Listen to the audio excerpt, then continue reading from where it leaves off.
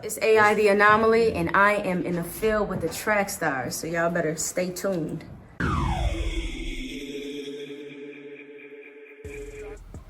Yeah, back in the field with the track stars, Ryan Rachel, Shantana, DJ Jeremiah. What's good? What's good? What's good? Make sure you check out trackstarswithaz.com. Follow us on Instagram, like the Facebook page, and subscribe to the YouTube channel, all right?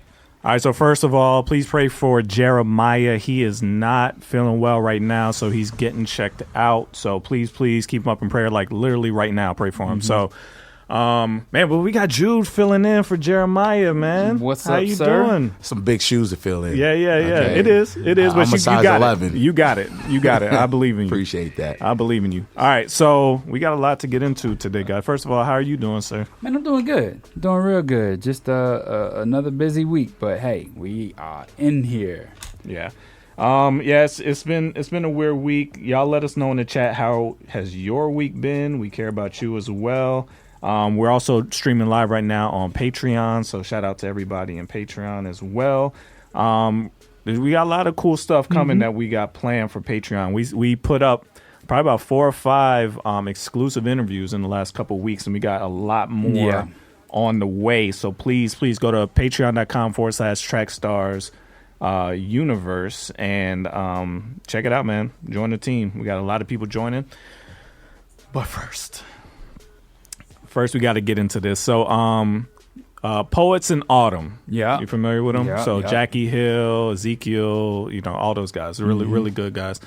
I think they're doing another tour. I'm not 100% sure what they're doing, but they're doing another tour, and they're having conversations on stages, right? Okay.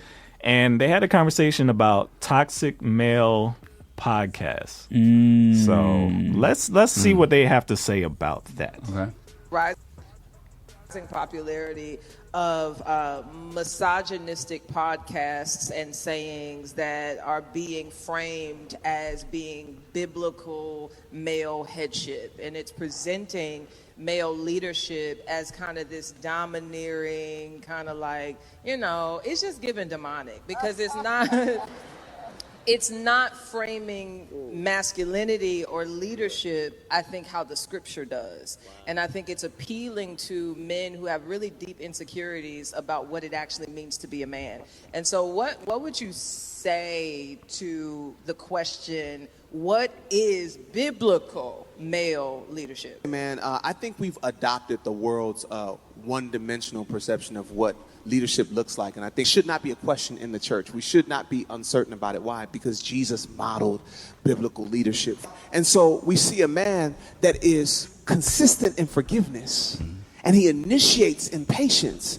And oh no, he's weak because he's not gangster with it. You know what I'm saying? Like, be honest, you want a gangbanger. You do. You want a gangbanger. But biblical leadership is not that one-dimensional. You don't have to pray for her. She shook her head. She was like, yes, and is. Stop it.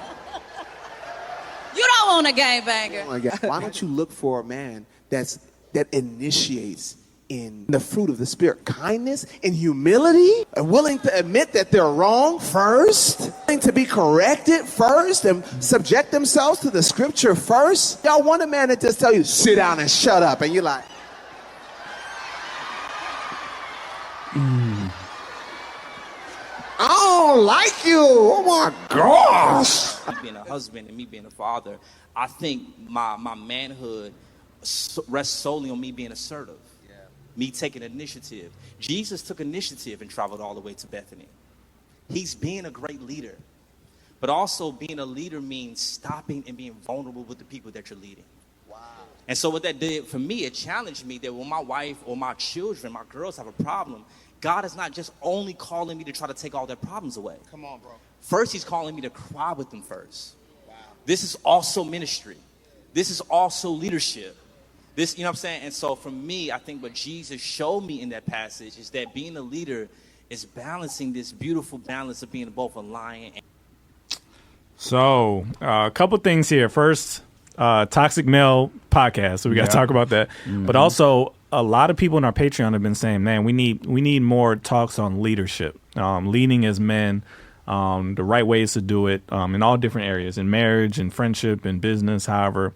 they've been asking, hey, do more stuff on leadership. So Yeah. I think this hits both of those things. But first, I want to get your take without getting offended. Toxic male podcast. What do you think about what she said about that? And who do you think she's talking about? Oh, I mean, there's a couple of them out there that I've listened to. You know, to be honest with you, I feel like there's a lot that we are kind of like I think getting mixed up with like what they talked about. You know, men being masculine, men being assertive, men being domineering, and I feel like it's one of those areas where you kind of gotta just kind of read the temperature of the relationship. You know, I mean, I think I struggle with that as well because I'm so my daughters, man, they floor me. They can get anything they want out of me, and I'm just like, what else am I supposed to do? They're crying, you know. So I mean, I don't know if it goes back that far to, you know, relationships being with your children versus your significant other, but it's, I don't know. It's scary. I don't know if I'm necessarily feeling like they're trying to like assert biblical principle with it. I think that's just a role that we've been seeing from men for forever. I mean, my father was very masculine. Yeah. My father was very masculine. He was. And so I want to be, I feel like I'm the same way, but in our new generation, I don't feel like that's what I'm known for or known as. Yeah, but because you're also very sensitive. Like you're sensitive to how people feel. Yeah. Yeah, definitely. Big Definitely. time. So what's really being said here is that there is a wave of like men focused podcasts emerging where the guys are basically like, oh, I'm sick of, you know, bowing down to women and women, you know, feminism is ruining everything and we got to stand up for ourselves and this and that. There's a lot of them coming out. I think that's what she must be talking about. Not us. Yeah. But, you know what I'm saying? But like, just that I've been feeling it more and more. This pent up frustration. Yeah. Where guys are being like, I'm supposed to be the head of my household. I'm supposed to get what I want. I'm supposed to da-da-da. And, where the Bible doesn't necessarily, it doesn't say at all that a man is supposed to lead his family that way. So how do you see, what does the Bible say about leading a family as a man? Are you supposed to be like, where's my piece of chicken? Where's my seat? You know, like, that's what I'm hearing from guys. Is like, that's what they expect out of marriage. What's your thoughts? Well, I think, well, first and foremost, thank you for having me. But I think a lot of it could come from sound bites. Like, a lot of people just live in clickbaits, and that's all they're hearing. And a lot of that, you know, you got those Kevin Samuels, the Derek Jackson, all those. So people listen to the sound bite and they're like, that's all that they hear and know. But also, we don't know the training. Like, where people are just talking without any training. Yeah. People are talking from their experiences. Also, sometimes men haven't had the opportunity to speak, and without proper communication training, you're just going to say whatever. You're going to vomit it, and then it's going to come out. Like, you may have good intention, but the way it was presented and the way all that. So I think all that has to do with it, and it's fairly new. So there's some polishing that has to do with a lot. But I also think that there's biblical, there's secular, and there's carnal. Some people are just straight carnal.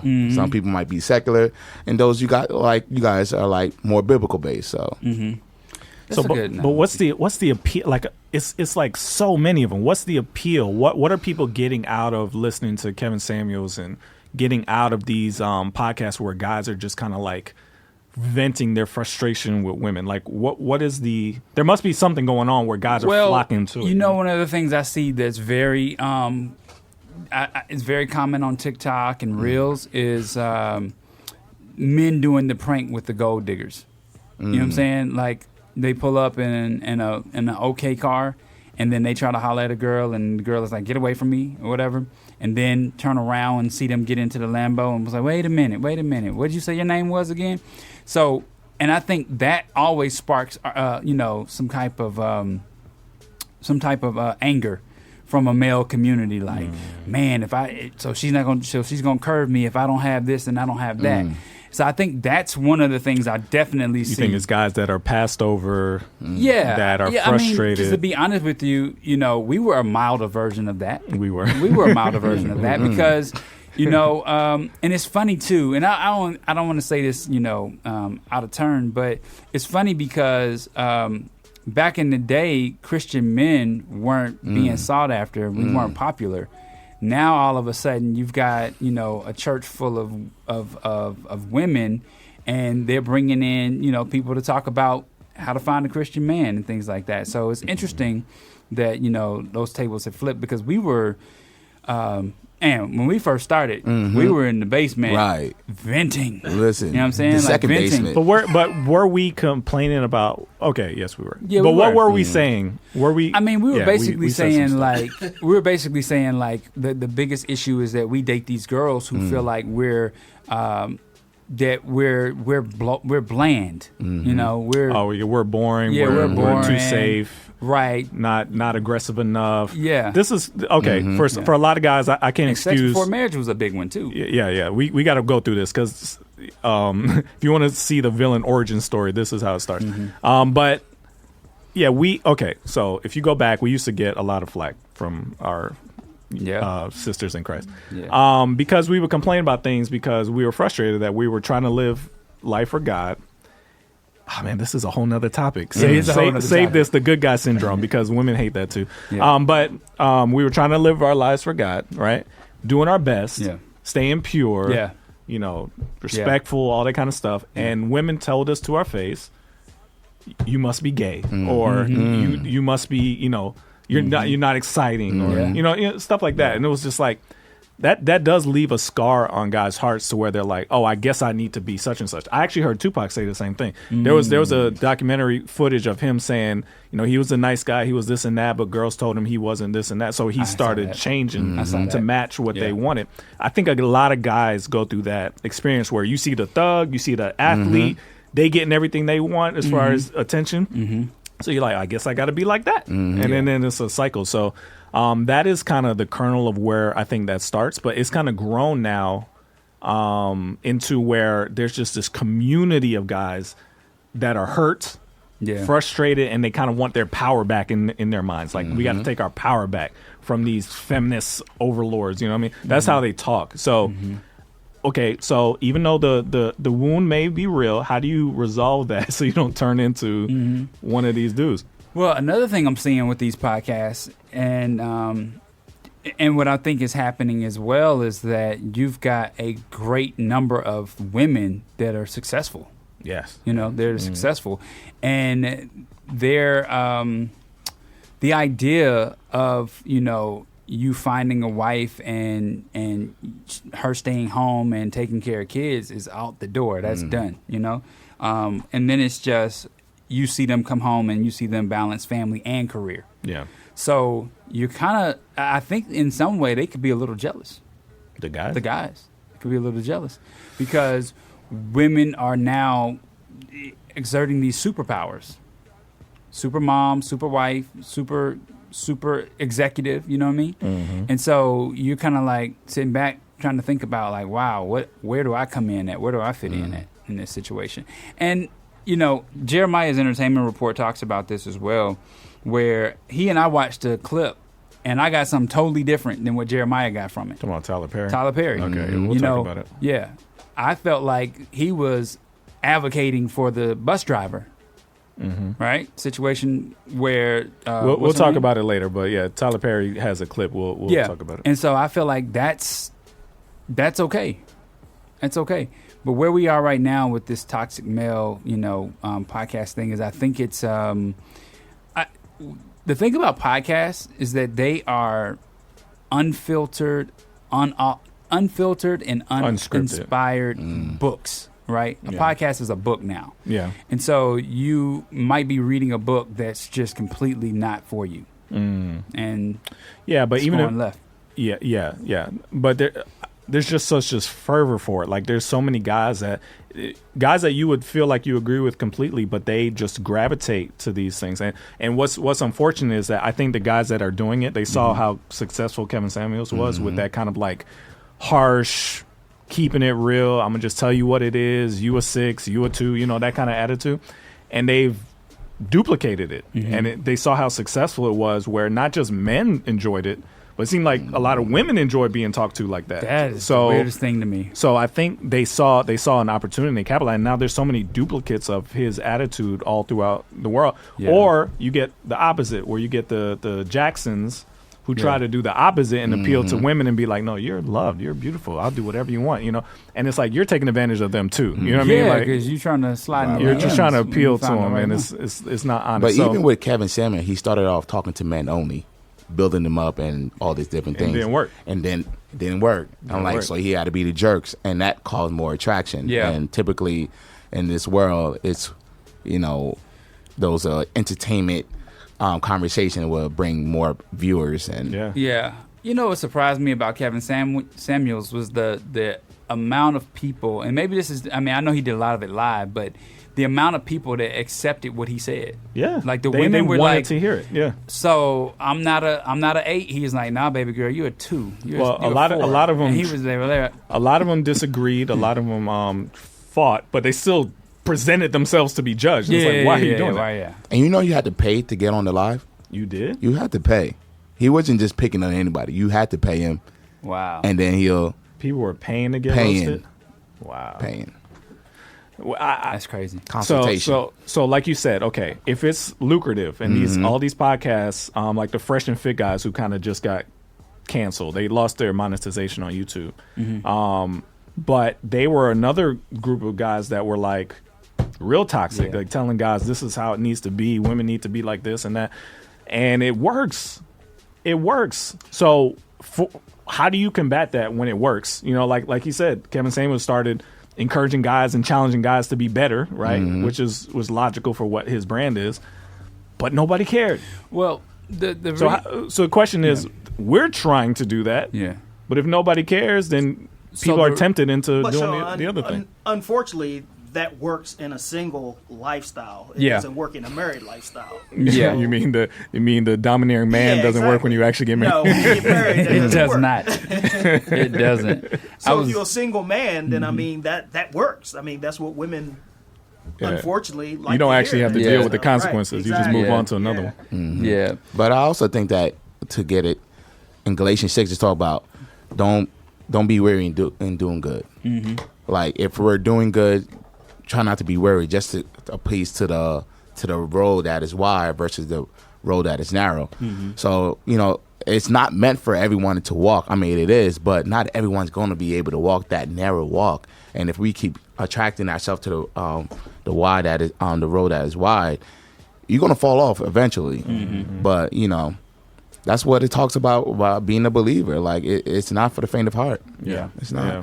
So what are we? If we're saying that the toxic masculine podcasts and guys who give advice are wrong, so what we're saying, what is the right answer? What is it? What Preston and Ezekiel were saying is that real leadership, real male leadership is forgiveness, is patience, is crying with your family members, is more of a gentle touch than I'm the boss, I'm the man, give me what I'm worth. So let me tell you what I think is happening here. I think that this is a lot like music, right? People are ingesting what they hear, and it's because they have a hard time finding their own self-identity / self-worth. And so when you're talking to someone and you're telling them how to feel, how to think, and how to believe, well, that's what hip-hop culture's kind of always been about. It gives you a blueprint on how to be successful. You have a blueprint of how to think, how to feel. And the issue is the same thing that we're presenting.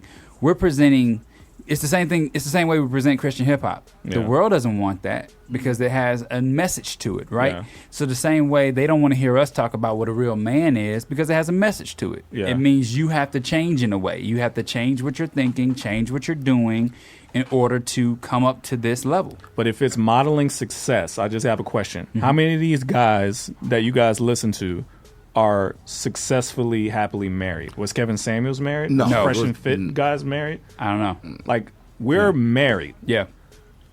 Listen to us. We know what we're talking about. These guys have no idea. They're still out there in the world living crazy. Yeah. this is not what they're saying it is. Yeah. You can be a man, leader of the household, and not act like a complete jerk. You can be for that. for sure. And For your sure. wife can love you and respect you without Yeah. you being like, sit down, shut up, go. Yeah. Like, you don't have to be that way. The funny joke is, you guys all thought that was me because that's kind of how I presented as a single man. We all thought that you were what? That's how you all thought I That was. misogynistic, Yeah, like, yeah. guy? But that's because I told you all stories about my dad. Like, my Yeah. dad was a race car driver. My dad was my coach in baseball and stuff like that. Like, he just taught me all these masculine things that he wanted me to say and do. But then you guys were thinking like, oh, that's how you're going to be. And then when you get married. Nobody thought that. Y'all did. You have some things that are like you know, you like certain programs. So I'm like, okay, Ryan's wife better be cool with you wanting to watch certain things because you don't compromise. Yeah. So it's like those kind of things. But I never thought you would be like what we're talking about. Well, no, like no, the Fresh not and Fit talk dude. to the point. But it's funny because you get these softeners. You know, having daughters softens you. Yeah, Because you're at the point where you have to make like.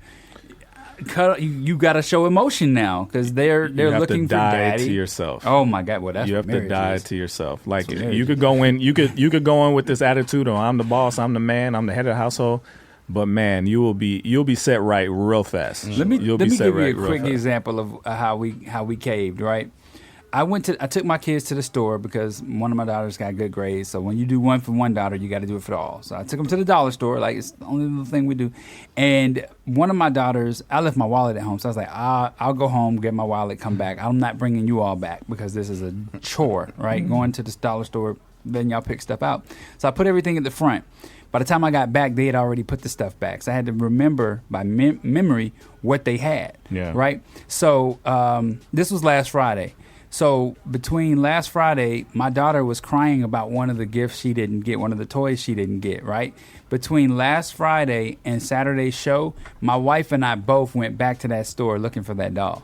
Wow. So when I called my wife to try to see if my oldest daughter could tell me what it was, and she wasn't picking up. So I just left the store. And I got home, and my wife was like, oh, we were just at that store. So we were just trying to appease the youngest because she was crying for 2 nights or for the whole night. But that was me softening up because I was like, I'm not buying anything else to Christmas. Don't ask me no more. Yeah. You know? But then I was like, no, she wanted this. She saw it in the store. Yeah. She said, had her eye on it. Her mind is on it. Yeah. Because she asked me 3 times Friday night after the store was closed, Daddy, are we going back to get my doll? Daddy? You think that's how God treats us? Like you sound like the parable of Yeah.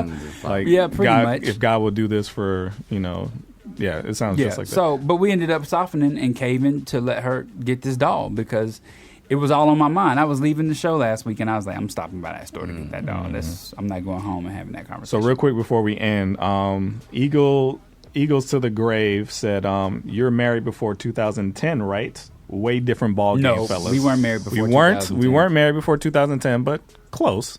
It's not like he's way off, right? 11. I mean, He's not way off. But what they're saying is, things are different now, and we just don't get it. Yeah, out the well, game. the Are we out the game? Like we just No, don't get I it. think the only is Eagles to the Grave single I guess that's because because my thing is this. I think we're out of the game, but saying it's a lot worse out here. What is it for women though?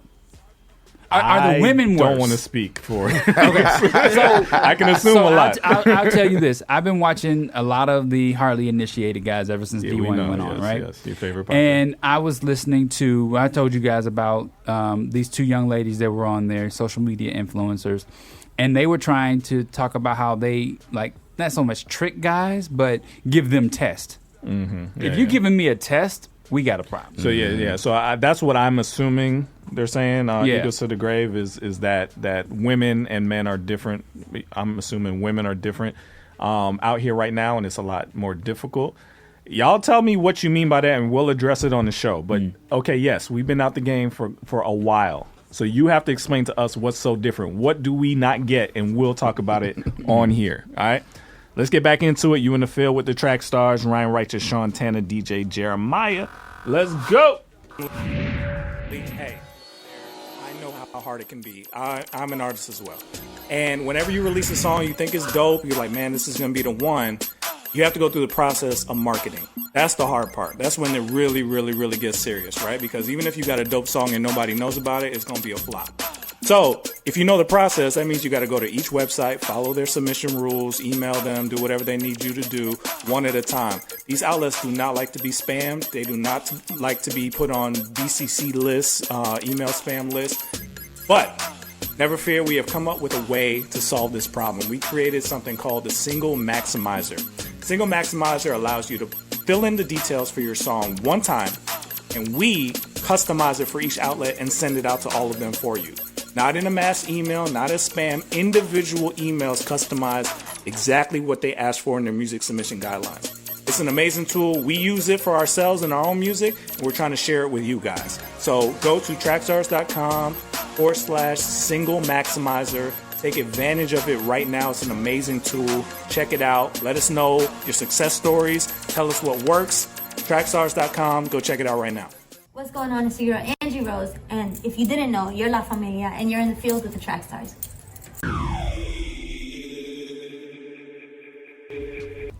Yeah, back in the field with the Track Stars. Ryan Righteous, Sean Tanner, DJ Jeremiah was good. All right. Entertainment report time. Let's get it. So, first of all, y'all, let's pray for D1. Prayers up go out for D1. He lost his grandfather this week. I'm not sure if you think about the Against Us video. Yeah. His grandfather is at the very beginning of that video telling us or at the end of the video, telling us to be real, be righteous, and be relevant. Yeah, he always talks about him. Yeah. And so I know that was a big staple in his life. So y'all make sure y'all continue to pray for D1. I think we might have him in studio soon. Oh, that'd be great. I've been talking That'd that up with his people. A lot to talk about. Yeah. Oh, yeah. So is Tyler Perry telling black women to settle? This was interesting because I watched the clip, Jeremiah watched the clip, and we saw two totally different things. Did you watch the clip? I did. Okay, so did you get something different than what me and Jeremiah got? Let me just read this and y'all get the reaction. Okay. Just the gist of it was, if the woman makes more than the man, as long as he's treating you right, you should still. That is the gist of it. Okay, yeah. So Tyler Perry was on Keep It Positive, Sweetie podcast and had some controversial statements about relationships. I might get in trouble for saying this, he said, but I will say it. In our society right now, black women are making a lot more money for the most part than the men. The prolific entertainer began, if you can find love, if that man works in whatever job he's doing and he's a good man and is good to you and honors the house and honors his wife and does what he can, that's okay. As long as he's securing himself to know that, yeah, she makes most of the money, I can still pay the light bill here and there, as long as she's comfortable enough to say, I'm going to cover the mortgage and you and all the other stuff, that's fine. What do you think about that? It's interesting because he's like super rich talking like this. Yeah. So that's the first thought I had. I mean, of course, my wife makes more than me. Mm-hmm. Don't bother me none. Don't bother her none, I assume. Yeah. I don't know. In theory, my wife makes more than me, but I'm in a commission job now, so it could be catching up. Could be catching up. There you go. But the thing is that I actually honestly felt like this was a advocate for the bus driver. You know what I'm saying? Like, if a man is doing the best that he can, being the best person he can, and he's doing a job. He's not sitting around trying to live off you, but he's getting up. And I say that because I know that personally a story of men losing their jobs and going out and getting whatever they can to support the family, even if it means they would feel like, oh, this is beneath me in a real world, but in reality, I got to keep this mortgage. So what was Jeremiah's take on it? I can't remember. So Jeremiah's take on it was, were they telling men to settle? Right? He texted me too. Men to settle or women? I'm sorry, women to settle. He texted me. Let me see exactly what he said. Okay, so while you looking at it, what's your take on it? I mean, I think that type of man is going to have work ethic, and he's not going to stay at the level he wants right there. Like, if he's describing he's honorable to his relationship, honorable to all that he's doing, he's also going to get better and find a better position, a better job, especially if he's being led by God. So I think he has all the characteristics to do better. He might be in a season where he is building financially. Does not mean that he's just going to stay there. And I don't think that it's a bad criteria to look for in a woman when a woman looking for a man. And again, the woman, each party are working on something to get better at. Yeah. So just to say that he financially might not be secure or rich, your patient might be poor. Your giving might be poor. So it's something that I just feel like if they have these type of characteristic, he'll be able to get a better job if finance is one of the things that he's working on. I think this means a lot to Tyler Perry because he was homeless and he grinded to get to where he is. And I think he's feeling like if a woman wouldn't have been patient with him, he may not have gotten to where he got to. So what did you find? What so did Jeremiah said Tyler Perry is the new Kevin Samuels. And I don't know. Why. And when I think about Kevin Samuels, that sound like the total opposite. Well, no. So Kevin Samuels to me was just a rude person. Yeah, but I don't know if it was. He was always saying Tyler Perry that wasn't being rude. He was always saying that women didn't measure up to get a high value man, right? And so, in my opinion, Tyler Perry's not saying don't go. Tyler Perry's not saying wait for your high value man. He's saying wait for your go get your quality man that you can get right now. Like don't, because I don't know if this is true. I will say I get this temperature sometimes that some women are waiting on men to get to a level that they can see themselves saying yes to. And that to me is what I think is causing a big stink in the church. But are you sensitive at all to what he's saying? Like, is Tyler basically setting up a lot of women to settle? No. Because I think there's a difference between somebody who just makes less than you, maybe by a little bit, and somebody who's just not a good person. Exactly. And they don't try. And I don't think anybody needs to settle for anybody who's not working their hardest and actually getting some results. But what age and stage are we talking about? Are we talking about somebody in the 35, 40s, 20, like somebody's 21? Come on. The man just got out of college or whatever the case may be. 25, still 27. And her too as well. So I think it depends on what stage we're talking about. Yeah. So Pastor Damian Boyd is listening. He sent this to me. He said, in a society where black women are more employable and move up the ladder faster, if we tell them it's settling to marry a good man who makes less than, we're telling black women that they have a right to give up on black men because society doesn't value those men as highly as they value the women. Yeah. And I'll say this too. I see this as a problem as well. The higher women climb up that ladder, the less likely a man feels confident to approach her, and that's a problem too. Possibly, but but that's on the man, not the woman. Again, we're only talking about good guys who love Jesus, who are super committed, who are taking care of you, that are working hard. They just happen to make less than you. We're not talking about deadbeat dudes that are dragging you down and all that kind of stuff. Get rid of them. I think to most women, that man is going to experience what we experienced when we were feeling jaded by women. You see what I'm saying? Like, I think that you present all those great things, and a woman in the world is not having that. And you don't know who you're approaching when you have that situation. You see what I'm saying? Like, you don't know if she's saved before you approach her, unless you're in the church and you had your eye on her for a minute and you've gotten wind of that. I think that's kind of the safety net that we all had, is that we all found our wives in the church. Right. You know what I'm saying? So it was kind of like, okay, I can check off my mind that I need to do a temperature check for this. See what I'm saying? So I knew, okay, she most likely isn't a gold digger. She most likely isn't into superficial things, right? Just checking these things off, that I can get her attention with my love, my attention. Like, there's other things that will get her attention that make me look good versus the type of car that I have, my education status, and my degrees or whatever. So I think that's where it gets... But can we also see if the man is making progressively more than he did last year? Because he's only comparing himself. Is he growing? Like, I can't say your standard is the amount of money I need to make. My standard is I need to continually, year after year, month after, getting better and in my calling versus my purpose versus my profession. Yeah. I think the hard thing about this is that women deal with so many deadbeat dudes that this sounds like we're making an excuse for the deadbeat dude. Well, you see what I'm saying? Yeah. Well, Robert Kiyosaki had his wife living in their car, and you see how that turned out for him. See what I'm saying? Like, she stuck by him. She wasn't like, oh, we're sleeping in the car tonight? I'm out. See you later. No, she stuck by him because he had a dream. He had a vision. He was working on something. And I think a lot of guys are working on something or have a dream or a vision, and they might need the right person to come along and say, hey, I need you to put $25,000 down on my vision, and then we'll see this thing turn into $200,000, $250,000 a year later. I just want to build some guardrails around that because I know a lot of young women are dealing with bad dudes. So let's just I just want to protect them from. Don't give nobody no excuses if they're a bad dude. Yeah. Please don't hear it. This is the heart I want you to hear, and y'all could yell at us or other podcasts could yell at us.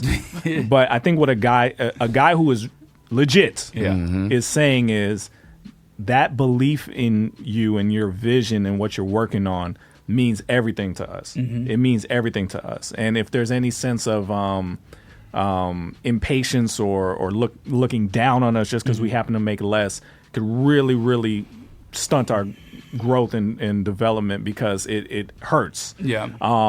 So guys like that you see diamonds in the rough they have a vision, they're working towards it, they're doing it the right way. You got to support them. Everybody else, get rid of them. I got a bad question. I got a bad feeling about this next question I'm about to ask you. Yeah. Has the world gotten a hold of most of the good Christian men, and the men are feeling like they need to look more like the world in order to, like, feel validated and feel confident, and like, are they looking at, I got to get this car, I got to look like this on Instagram, I got to get this Instagram model or this? Are you saying are you saying that guys have made up this requirement in their own minds and women aren't really requiring it? Yeah. No. Okay. I think a lot of women are requiring it. No, I was asking you if good men of God are going to the world for their validation. Of course. So much more than they are getting their validation from God. Yeah, but I would say if you are that good man of God, you won't be if you keep doing that. That's what I'm saying. I think that's the problem why women are struggling to find good men of God, because the good men of God are heavily influenced by the world. Yes. Sad. Yes. Yeah. All right. Next, No Big Deal responds to Show Baraka. So No Big Deal took issue mostly with Bring Jesus Back in his top. Yep. In his top 10. Y'all talked about it last week. Yeah. His 10 reasons that what CHH needs, and then also he took concern with Learn English portion. Oh, because they're not lyricists. Yeah. And so then he gave an example like, well, what about, the Jesus-centered artists like Wande, RG, Zanti, Hovey, Scooty Wop, Indie Tribe, KB, and all the others. Like, that's just not fair to say that Jesus isn't in the music. And the discourse took them into the comments with Dill and Show Baraka, and they actually got a chance to talk about it. Show Baraka responded? Yeah. So they actually got a chance to talk to each other. Which is, they came to an understanding, so that's all that matters. What did Show Baraka say? Did you see what he said? The discourse then took them into the comments with Dill. No, Jeremiah didn't put that in. I would love to hear how he responded, because I don't know who Show Baraka had in mind. I can guess. I can guess, too. But it's interesting that Dill took offense to it. I guess because in Dill's mind, he's doing it, his friends are doing it, so who are you talking about? But I think for the old heads like me, apparently now, the old heads like me, it's just a general sense. It's not anybody in mind particular. It's just a general sense that things are not the same anymore. I don't know, though. Whenever you make a statement, you always have somebody in mind. I think he has one particular person in mind, but it's not who Deal thinks it is. Yeah, but then if I don't know who you're talking about, I'm still going to take... But how much of that is hit dog holler? Like, hey, don't you got to be careful a little bit when you... Because what if he wasn't talking about you at all and none of the people you talking about? Yeah, but you can still be feeling that way a little bit. You know what I'm saying? I have a feeling of who Show Baraka has in mind. Yeah. And I don't think Deal is... It's not Deal. It's not Wande. It's not Miles Minnick. It's not... To me, it's not anybody in particular. To me, it's more so just a general sense of young people's focus seems to be not as much on God. I think that's what he feels. Not necessarily that I can prove it to you when I pull your song out. It's just a general feeling of where people are moving towards. you have to admit that there is a change. We've been in here a long time. We've Yeah. been doing this since 2005, 6. Yeah.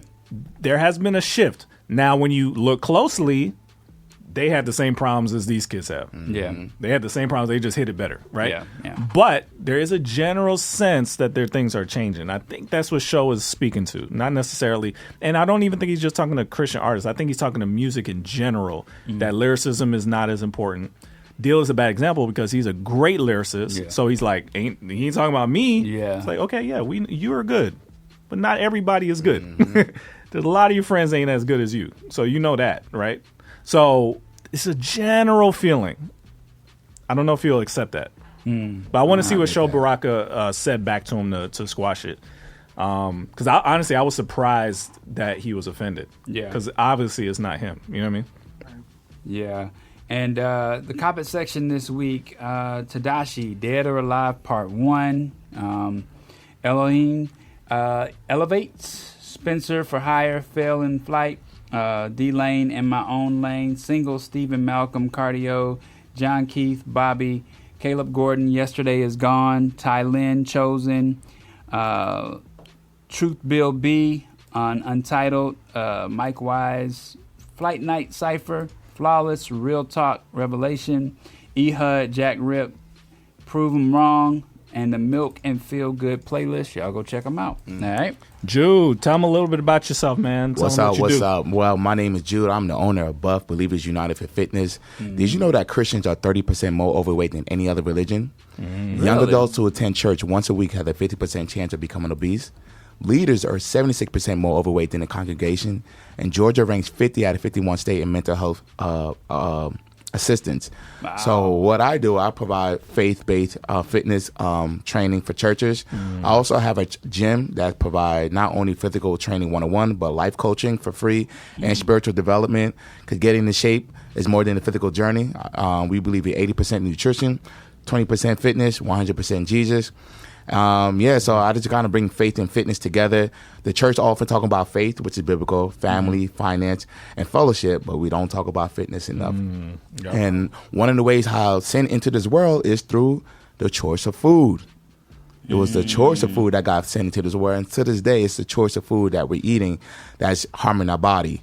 You know, if the Bible talks about flee from fornication, but we can't flee from ice cream, we got a discipline problem. You know what I mean? He want to say, taste and see that the Lord is good. Well, taste and see that working out is good for you too. You know? So yeah, Buff is, and we also provide faith and fitness 5K runs. So we did 2 so far. Most of the time when we see 5K runs, we see Pride Run or Santa Claus or different types of 5K, but nobody's really running from Jesus. So we started doing a 5K walk, running walk nationwide. So we did 2 in Georgia so far. So next year we're looking at Georgia, New Jersey, Florida, and a couple of different states. So we're just trying to unite literally fitness together. That's really cool. So my wife is asking, do you do virtual workouts? That's We a can big do need. virtual workout. Well, Energy Fitness Atlanta is hit me up on Energy Fitness Atlanta for the training, and Buff Lifestyle for more of the physical, spiritual element as far as 5Ks, and our brand shirt as well. Awesome, man. Cool. Awesome. Thanks for coming and sharing with us. All right, let's get back into it. You in the field with the track stars, Ryan Righteous, Sean Tanner, DJ Jeremiah. Let's go. Miracle, I wanted to make sure you guys know all about the official Trackstars universe. So, if you'd like a free Trackstars t-shirt, yes, as well as free merch, discounts, and exclusive content, and of course, direct access to your favorite radio host, then this is for you. Make sure you go to trackstars.com/official. That's trackstars.com/official.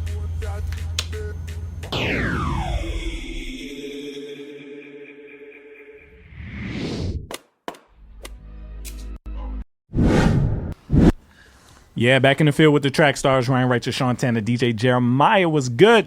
All right. Make sure you go check out Nectar Distribution. Nectar. Nectar is an opportunity for you to put your music out there to the masses by over 200 plus digital outlets. Keep 100% of your royalties and join the fam, all right? Okay, so you guys know about 3-6 Mafia, 666. Yep.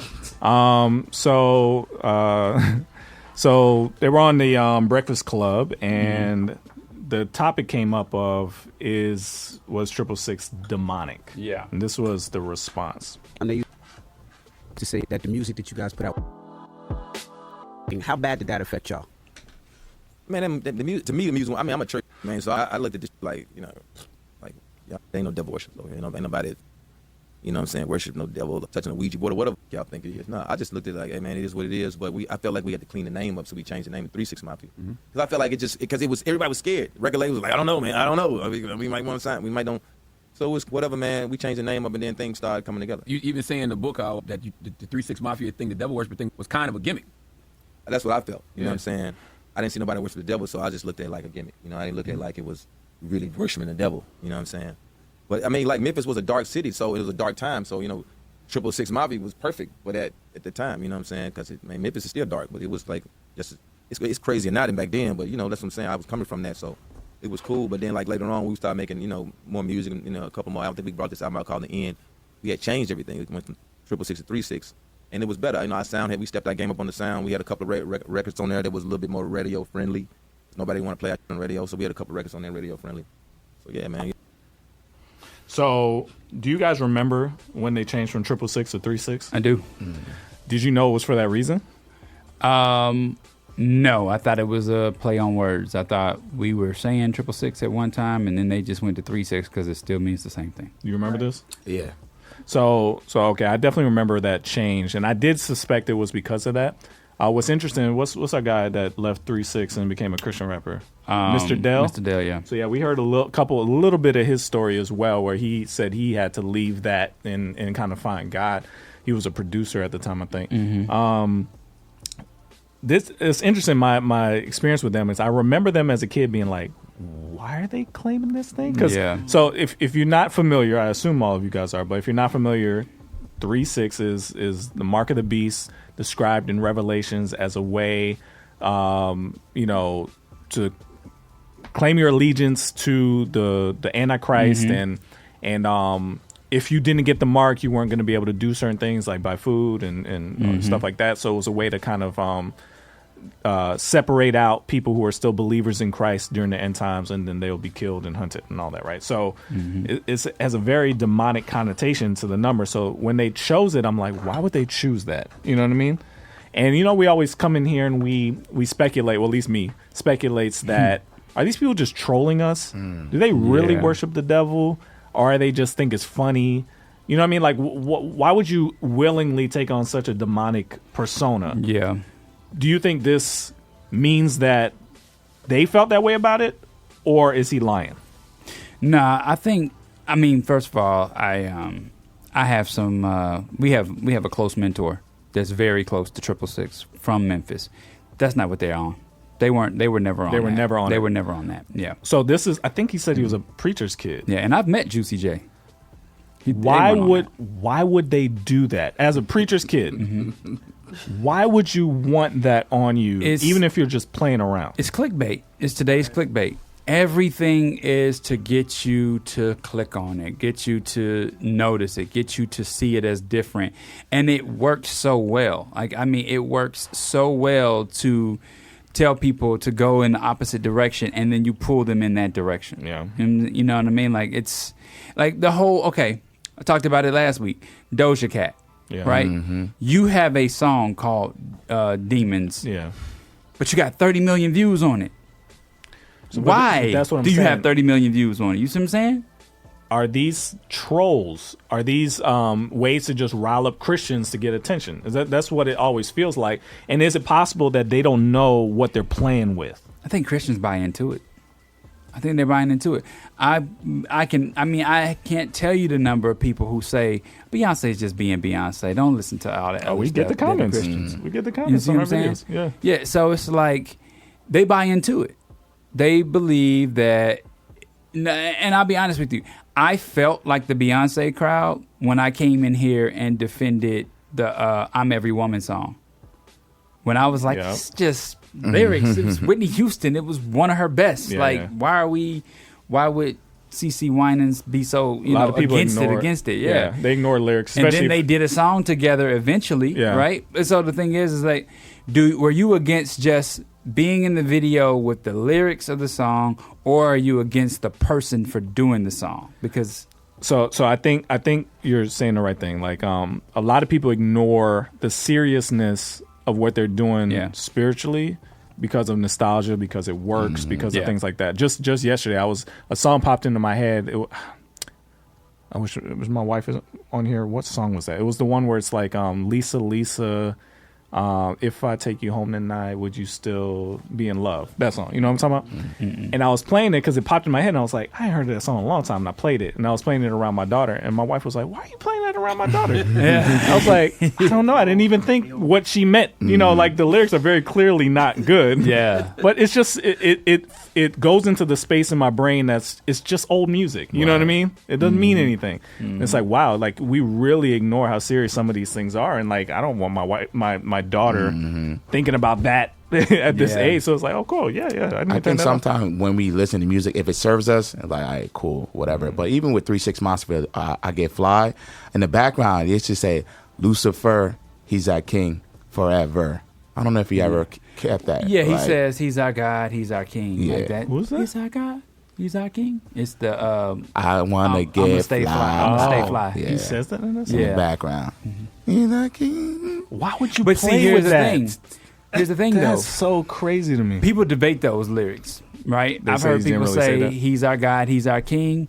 And then I've heard people say we stay fly, we stay something like, and it could be either one, right? It's like, nah. But you'd have to go read the lyrics. You'd have to go read the lyrics. Yeah, but who wrote the lyrics? I mean, if you go on Genius, you can submit your own lyrics on Genius, but a lot of times those are user submitted lyrics. So it's like they can always debate it. And to me, it felt like, the whole like bombs over Baghdad. Like people think they know what they're saying, but who knows really, right? It sounds like two different things. So, but for me, I still feel like, 666 Mafia, 3-6 Mafia, it still meant the same to me. I never understood the difference. Like, you would have had to be like, nobody bought it was 36 Mafia. Yeah. You would have been like, this is Memphis 6 Mafia for me to be like, oh, they changed that. Yeah, the change made no difference to me. I was like, yeah, it's 3 6s, 3-6 Mafia. Yeah. So anyway, I just want to bring this up because a lot of Christians, because I believe he's being sincere that I was just this was just a gimmick or whatever, and it worked. But it's like, man, we gotta stop. We gotta stop playing around with this. Yeah. Like, we gotta stop. Even if it works, don't do it. Even if it works. Well, I mean, it's kind of like goes back to Pastor Troy. Like, I never understood why he would call himself, a pastor of disaster. That's why you want to? Yeah, he was the pastor of disaster. That's what his name was. He was like pastor of disaster, and I'm like, but why? Both his parents are pastors. Yeah, he's a preacher's kid. Well, he lived up to them. Why? But you know what I noticed though? Pastor Troy got recognition for being Pastor Troy. People were already intrigued that this guy was calling himself. The pastor part got him more attention. Yeah, pastor of disaster, and then the fact that, that was the intrigue behind him. Who is this guy calling himself Pastor Troy, who's clearly not a Christian artist, right? Who made one of the best anthems in the world to me. Okay, you all right? Oh, yeah. I was having that. He just went back outside. Alfie knows she's going through it too, like that. Woo, like, ain't no more playing GA. Still got a hold on you. It does. Yeah. Loosen. It does. Loosen. Yeah, if you're from Georgia originally, like, ain't no more playing GA. You lose your mind when it comes on. You do. You do. Oh man, we just met him recently. Yeah. It's not like he still had the belt. Yeah. He be at all the Falcon games. Yeah, that's what we know him for. So all I'm saying is it's interesting that Christian biblical imagery is used to make money without glorifying God, and I think that's a lot of people's problem. Yeah, they know what they're pulling from is powerful, and they're using it to make money for themselves. Yeah. That's like the whole. Yeah. That's the whole point of the Bible right there is taking glory that belongs to him and using it for yourself. Yeah. Wow. Yeah. Yeah. That's crazy. Anyway, I hope that they get now. It sounds like they do get now that it was silly to do that. And I hope they do use their whatever attention they still have to correct that. They use a lot of imagery with that. They use a lot of imagery with that. Coops Danica, he always had like the things coming out of his nose, the scepters and stuff like that. It was crazy. They would say really dark stuff too on their songs. That's crazy. Anyway, all right, let's take a quick break, and we're coming back with one more before Line for Line. All right, let's get back into it. You in the field with the track stars, Ryan Righteous, Sean Tanner, DJ Jeremiah. Let's go.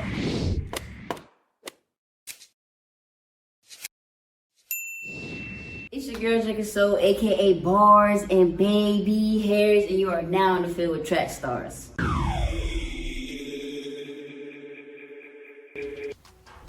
All right, back in the field with the track stars, Ryan Righteous, Sean Tanner, DJ Jeremiah. Was good. All right, this segment is sponsored by Flavor Fest. There are tickets available for the event in November. Make sure you go out there. By the way, Track Stars is doing the Track Stars Beat Battle again this year. So if you know someone who's interested in battling at Flavor Fest, make sure that you let them, they DM us on Instagram. Yeah, it's a lot of fun, man. Yeah, DM us on Instagram so you can be considered. I got a whole list of folks that I'm reaching out to from the past battlers, the past winners, to see, how we're going to make a go of this year. Okay. Have you heard of Sexxy Red? Yes. You like that transition? Yes. By way of my vomit, yes, I have. I actually don't know much about her, but I did research. So you did research. Oh, good. So this young lady has a problem with Sexxy Red, and I want us to react to what she said. Otherwise, the Sexxy Red is not an industry plant that was put here to help finalize the destroying of the black woman image. They was already had us under attack. And she was here to just finalize the process. The way they trying to force her on us is just crazy. I wanted to go see Drake, but once I found out Drake had her opening for him, absolutely not. Absolutely not am I going to support anything that thing is behind. I'm not supporting it. This is the reason why it's time to separate. It's time to separate as black women. Because ain't no way I'm about to be associated with that and Suki Stankiyama. Ain't no way. Ain't no way. I don't care how you feel. At this point, separation has to happen. It's one thing to make trashy music. That is a different level of trash. That's a different level of trash. Kaya's My Neck, My Back, it was bad. It was. Trina and Trick Daddy's, Nan, it was bad. Yeah. But that's a different level of dirty stank music, right? It's just a different level. It ain't never been that bad. There is lyrically nothing that this woman is saying. She's just saying a bunch of vulgar, disgusting, nasty stuff. It's not even music, right? And this is why I noticed she's an industry plant. It is not music at this point. It's just seeing how much nasty, vulgar stuff she can come up with out of her mouth, and how disgusting and distasteful she can present herself in public to help destroy the black woman image. Trying to portray it as if we all Pookeishas. And if you don't think that this is successful, just look at what hip hop and stuff did to black men and how it had people stereotyping black men as criminals and thugs, right? Even to this day, black men are still fighting to get away from that stereotype. But as of now, black women are under attack. Because this Pookeisha image that's being pushed is what they trying to define us by. You ain't gonna define me by that. I ain't got nothing to do with that. If they want to be ratchet, stank, ghetto, promote that, do you, right? And the sector of girls who fall under that category and that aesthetic, have fun with it. I don't want no parts. And the other halfway decent women don't want no parts of it either. Like this whole narrative that's being pushed that all black women are so hypersexual because every time you cut on your radio, every time you cut on your TV, all these over hypersexual black women, that is bad. That is bad. And y'all don't understand what that can lead to. The same way promoting thugs and criminals hurt black men because it led to a stereotype of making people believe that all black men were that, is the same way this will hurt black women and making people believe that we are all over hypersexual, right? And you don't even see the bigger picture, but it's very much problematic. No other community uplifts the worst of their community. You will never see non-black women uplift trailer park trash and allow women who trailer park trash to be the face of them. You'll never let them see them tarnish their image that way, right? But not us. Not us. We'll let Pookeisha get the limelight. We'll support it. We'll get behind it. We'll sing the trash music. We'll stream the trash music. We'll repost the trash music. We think it's funny. We think it's funny until you see the results that come from it. When you see the trickle-down effect of what comes from promoting that image of the person, of the people that you are. I'm not behind it. I don't support it. I don't respect it. Shout out to Pookeisha though, like man, she went in on Pookeisha. She did all that without notes. Combination. So, all right, Couple questions. So first of all, since Jeremiah isn't here, I'm using her as our conspiracy J of the day. So this is a conspiracy J. Is Sexxy Red an industry plant sent to make black women look bad? That's essentially her conspiracy. She definitely should be. If she's not, she's. You know what? I was talking to Jeremiah about this with Doja Cat last week. Like, which generation of women or mothers dropped the ball? Because the very first video I came to from Sexxy Red was like it popped up in YouTube, you know. The first thing I saw was, wow, they have come to the point where they have brought the strip club imagery that guys used to promote in their songs, like Uncle Luke and, whatever. They brought this to their own videos. And I'm like, but that's been happening. It has, but it doesn't make sense to me. Like, that's the part where I'm like, because it works. We talked. Well, the issue is though that says to me that there's no level of respect you need to show me. Of course not. In this situation. So yeah, it definitely has to be industry plant because that is not the reality of the way our women are, and it made me hurt as a father of 3 young ladies because I'm like, I wonder how the father of that young lady feels in this situation. Like, is he gone? Is he around? Maybe he wasn't around or whatever. But to me, it's like you just can't see that. You just can't imagine. You can't be okay with your child doing that, no matter what age they are, no matter how far away they've strayed from what you taught them. You cannot be okay with that. You just can't. So a lot of people I saw in the chat were like, "Who's Sexxy Red?" I was gonna read some lyrics for you to kind of catch you up.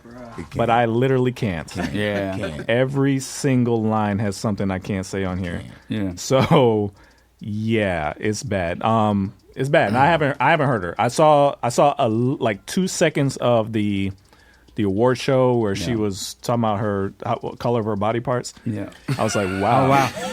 And see, here's the thing though. We know that in hip hop culture, women have come from being strippers, right? Eve, Cardi B, and Trina. But even though they came from that, they kind of like left that to the way they made their money at one time. Not all of them, but I know like Eve has evolved from that. I would say she definitely has evolved from that because she came out as an artist. Did really like well, got a television show, right? She married a billionaire. It's like, you know what I'm saying? Here's where y'all are losing me a little bit. This idea that everything was hunky-dory before Sexxy Red. And no, it wasn't. But like what she said, the Trina thing was bad. But she's saying it like it was bad, but not as bad as this. I mean, it was bad, but it was almost like, listen, nothing new is underneath not as the bad sun. as this. It was Lil' Kim, then Lil' Kim to, you could say Trina to Nicki Minaj to Cardi B to Megan to now Sexxy Red. I mean, you got mild to like spicy hot. Like they're literally making it worse and worse and worse. Yeah, and it's only gonna get worse. Yeah, I mean, so my point is just the separation of that was bad, but to me, I'm like, what level of this are you okay with? Like, it's all been bad. It's all been bad a long time ago. And here's my other thing with the young lady. I don't know if this is a class thing for her or like a faith thing for her. It sounds more like a class thing because I would say the Drake concert. You're cool with everything he does. Yeah. You're cool with all those other artists, but it's to me it sounded more like that's low class for me. I'm not that low class, and it's like that's okay, fine, but that's not what I care about. Yeah, right. What I care about is the promotion of just sin. Period. Right. As normalized, as okay, as because there's a lot of people coming to her defense saying, you know, she could want what she wants, she could do what she wants, she could have sex with who she wants. And it's like the attitude of nobody could do anything wrong if it's what they want. That's the real sin. I don't care if it's for women, men, whoever. That excuse of it's okay because they can do what they want. They own their own body. They could do this and that. That to me has been going on for a long time. So all of the people she mentioned, all the people you just mentioned, it's been bad. It's been over the line, in my opinion. Yeah. Ain't none of that okay. So a worse version of already over the line is just what's the difference? I think because you could find Trina in "Okay, Shut Up," and the lyrics weren't like Nan lyrics, right? You can find even "We Gonna Make It," right? And it's not like so you found enough acceptable Kim about them. And you can find it. You can say, oh, this song might not be my flavor. I might not be able to rock with this, but that collaboration with this song or this. But isn't that worse? Isn't that worse? Not so much because every song is that way. Isn't it? I would rather you be cold or hot, and the lukewarm I spit out my mouth. Like isn't the mixture of kind of okay and kind of not okay worse than you just being blatantly not okay? I think what we're dealing with is availability. The biggest problem is availability. Our kids will get to an age where this is what they have in front of them. This is the TikTok. This is the Instagram. We were shielded from that. We had to go and buy. We were shielded from that. We had to go buy the X-rated, the explicit version. Remember, you went to Walmart, you could get the clean version, right? You can't do that anymore. So we're now at the situation. You can't literally do that still. Huh? You can't do that.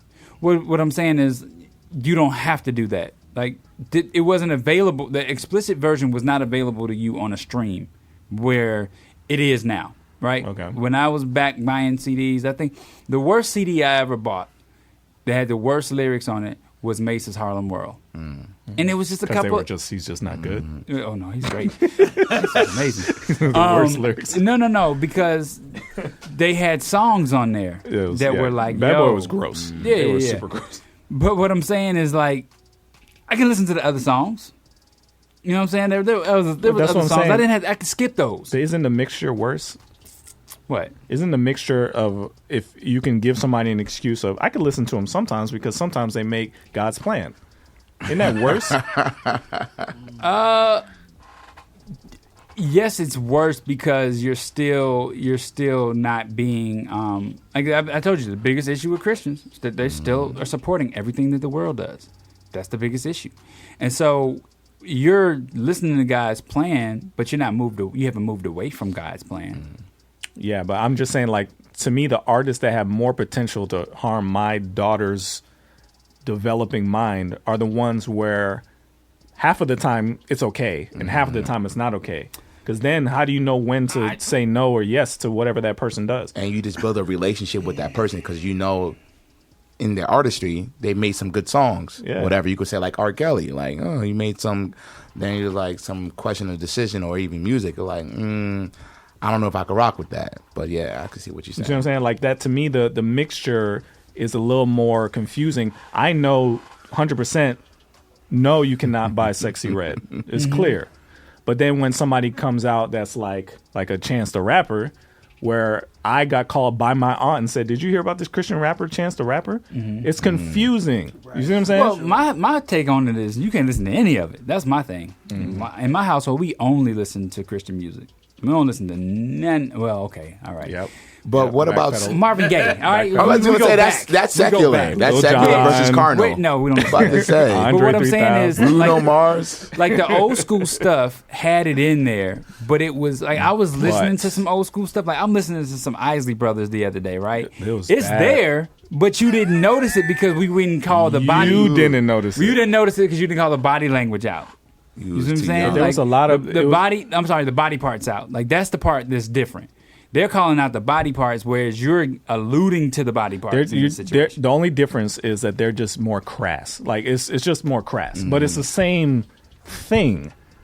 It's the same snake in the garden. It's not a surprise. It's a snake in the garden. My parents have listened to the Isley Brothers around me for all of my life, but it wasn't until I got to like my late 30s when I was like, oh, that's what they mean by that. Because it was almost kind of like you're just hearing the beat, the flow, and what people are involved in relationship. You don't really think that they're talking about the bedroom. So I'll go with you guys and say that it is concerning that it continues to develop and get worse. What do you do about that? Give me some hope that my daughter is going to make it to her adulthood and not be tainted by all of the Give stuff you that's some out hope? there. Yeah, give me some hope.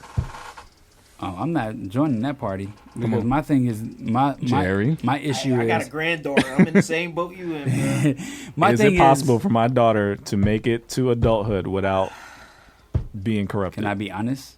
You gonna tell me no? I'm gonna tell you no. I'm gonna tell you no. I'm gonna tell you no. Corrupted. Because right now, my daughter does not know that my daughter's 10. My oldest is 10. She doesn't know she can have a cell phone. My wife is listening to this in the kitchen right now. She does know now. But she doesn't know she can have a cell phone. She doesn't know that TikTok exists. She doesn't know that Instagram is a thing. She doesn't know these things. We got a couple of more years before she comes home. Figure it out. Right. She doesn't know any. She doesn't even know about video games. She knows I have a VR headset and she can ride a roller coaster, but she don't know that there's a controller that can play video games. Yeah. So it's like there's things they don't know about now, but they'll know about it. But is she in public school? She is. That's what she is.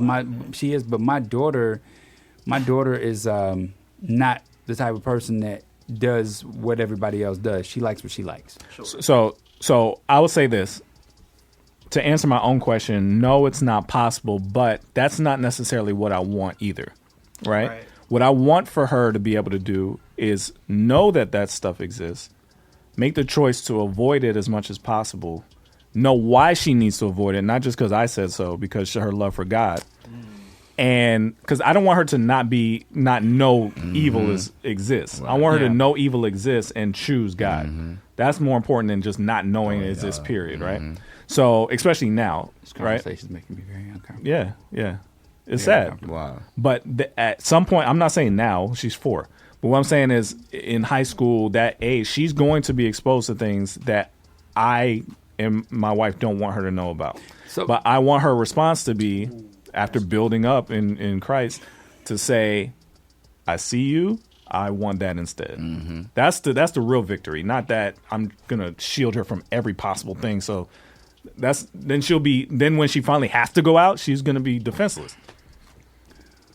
Yeah, I can tell you from my experience. I remember growing up watching Jerry Springer's, and my parents was like, They was like, you know what? You're gonna have to write a paper. So every time we had to watch TV, we had to write about what we watch. And it was from that experience I realized, I don't want to live like this. The way these people are living, like that's why I was able to process. I was like, yeah. So even for the hope is to, if they do hear lyrics or whatever, have them write about it and see what they're processing and to be like, you know what, is this something I want or is this something that's good? What are you bobbing your head to? Yeah. What are you agreeing with? That helped a lot. I don't know, man. This is sad. I pray for the young lady because obviously either this is who she is or she is being like the young lady we listened to. She is being programmed by an industry to be planted to do this, to injure us. And if that's the case, I pray that she rejects that with all her might, no matter how much money they promise, no matter what. If they're programming you to be the worst version of a young lady to make money, get away from that. That's the devil himself. I think my prayer too is, who would want to do that? Pray for the individual that thinks this is a good idea. Yeah, but what I'm more concerned with is if this is who she really is and she's just expressing herself. God, please heal whatever it is that makes her think this is okay. Yeah. And anybody else that thinks this is okay. And anybody else who's being confused by whatever movements are out there to say that no matter what anybody envisions in their mind to do, it's okay for them because they want to do it. That's not true. That is a lie. There is a line, and this is way over it. It's wrong, period. That's my, I care about her specifically. I want her to get out of this. I want her to stop doing this for her own safety, for her own soul. But for the people listening, it is clear that this is wrong, period. Yeah. All right, let's get back into it. You in the field with the track stars. Ryan Righteous, Sean Tanner, DJ Jeremiah. Let's go.